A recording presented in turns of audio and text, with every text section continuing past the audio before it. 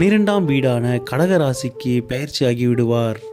அவர் அங்கிருந்து தனது 9ஆம் பார்வையால் அஷ்டமத்தில் உள்ள சனி பகவானை பார்த்து சனி பகவானால் ஏற்படும் தீமைகள் அவர் குறைத்தாலும் 12ஆம் இடத்தில் குரு பகவான் மறைவது அவ்வளவு நல்லதல்ல. அது மட்டும் இல்லாமல் ஜென்மத்தில் உள்ள கேது பகவான் உங்களின் சிந்தனையில் தெளிவில்லாமல் ஆக்கி கொண்டிருப்பார். தடைகளும் தாமதங்களும் தொடர்ந்து கொண்டே இருக்கும். உங்களின் சுய ஜாதகத்தில் தசாபுத்திகள் சரியில்லாவிடில் மேலும் மன அழுத்தம் அதிகமாக இருக்கும்.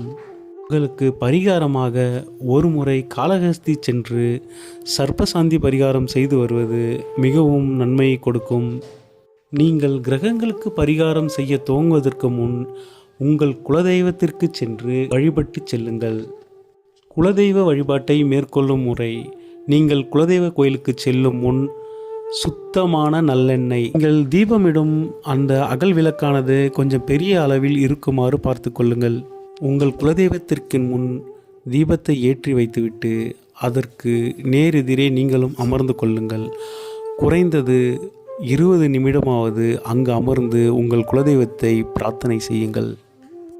உங்கள் மனக்கவலைகளை உங்கள் தெய்வத்திடம் முறையிட்டு ஒரு சொட்டு கண்ணீராவது விடுங்கள்.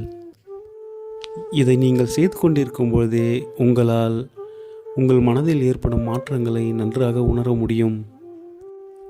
இதன் பின் உங்கள் தெய்வத்திற்கு உங்கள் பெயர், ராசி, நட்சத்திரத்துக்கு